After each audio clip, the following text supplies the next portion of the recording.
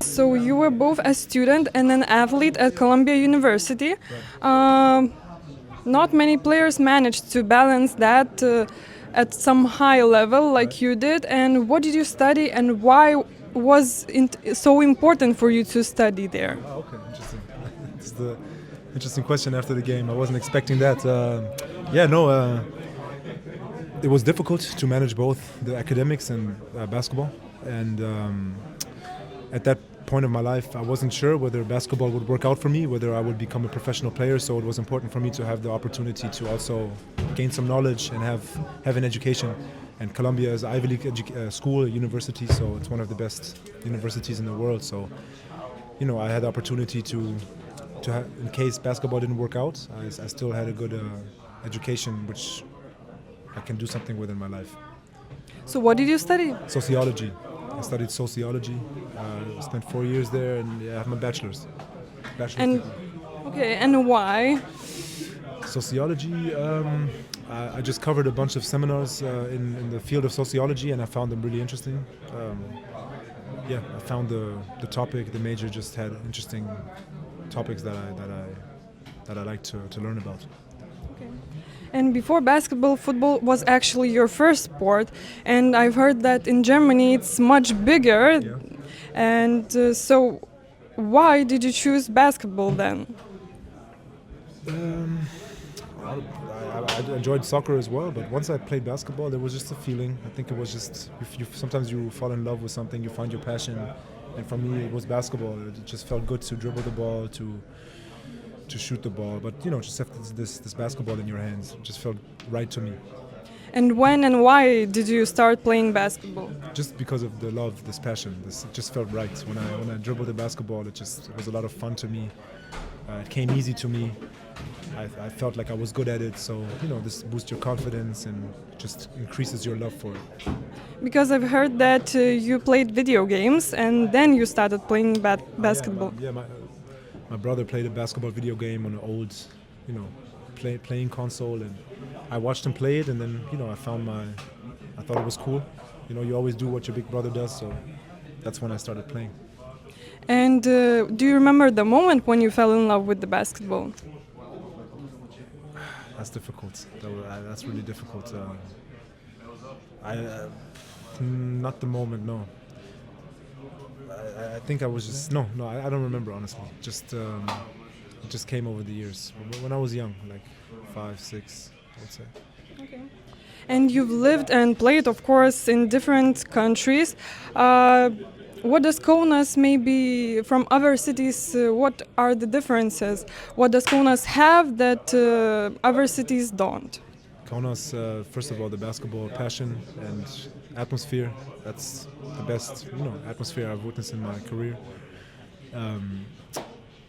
I have a family now, 2 children, so I think Kaunas provides like the perfect family life. Honestly, like we feel really comfortable here. Short ways everywhere. There's everything you need, but at the same time, it's not so big where you spend like a lot of time in your car or in traffic.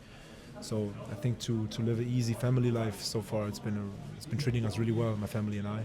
So I would say it has the right size for family life and also for EuroLeague season.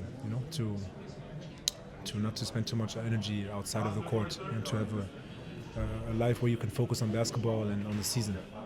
Yeah. And maybe did you find some hobbies in Kaunas? Hobbies? What do you do off the court? Taking care of my body. Taking care of my body and spending time with the family. And just walking around Old Town, trying different restaurants. I would say that. And your son is already in kindergarten, and your daughter was born in the last year. So many people say that kids always add sleepless nights. What can you say about it? Yeah, for sure. They do, but at the same time, I must say, my partner is very supportive and tries to support me in that regard. Before games, we try to distribute the duties, and So I'm very lucky to have an understanding partner who supports me in that way as well. And you once said that growing up in Germany, you're taught to stay humble, not to be so confident, not dream too big. Do you think Kaunas maybe changed that a bit, or no? No, I just think that's like German mentality to be more humble rather than to boast and to be like, let's say, extroverted and show what you have and what you can do. That's German mentality. But I think this quote that I said was in regards to German basketball. I think the German basketball was scared to dream big and to have to say you're one of the best basketball countries in the world. I think this mentality and changed with our success with the German national team when we were able to win the world championship, the European championship, and to play on a high level on the international stage. So you wouldn't say that it held you back some way? No. I think we earn the rights to dream big. And you also worked with many coaches. What stands out about Tomas Masiulis, for example? Yeah, I think you can tell that the experience he's had coaching teams on a high level in EuroLeague for many years as an assistant alongside Jasikevicius. So that's a lot of experience, a lot of things you learn over the years, and you can tell he's an ex-player.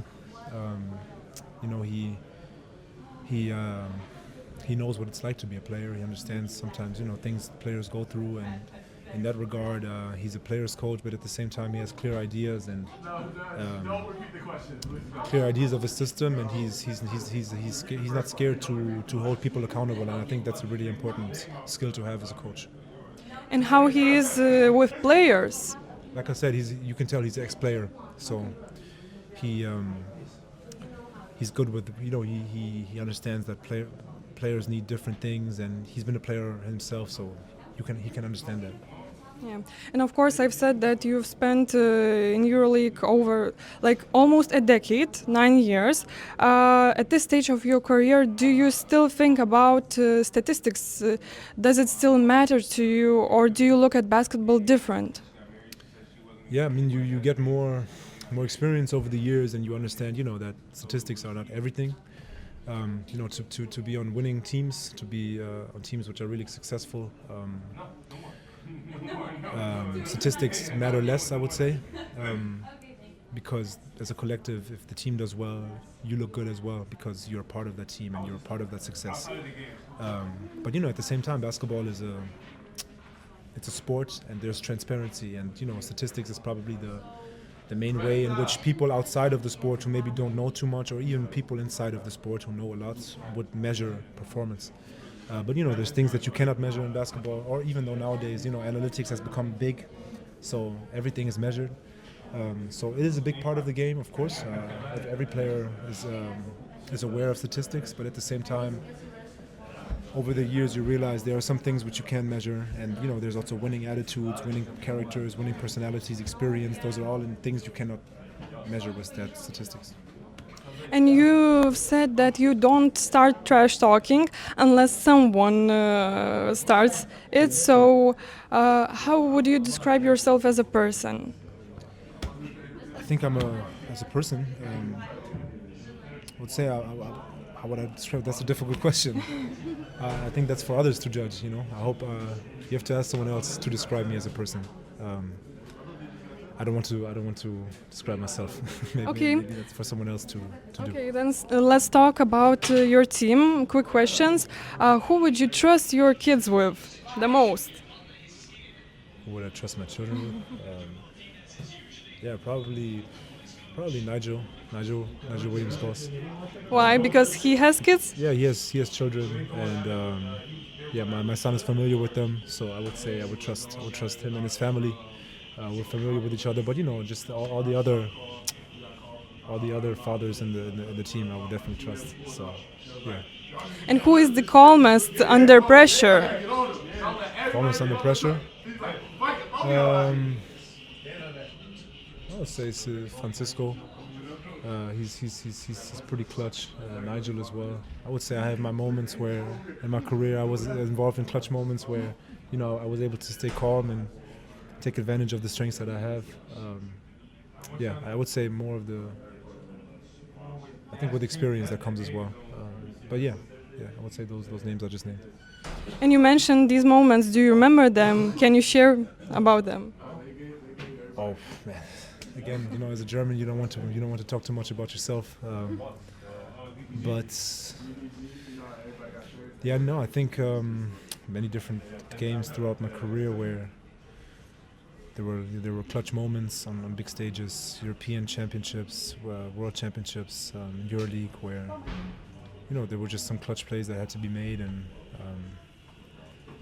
I don't shy away from them when the opportunity does arise, and the responsibility is also there for me to take it.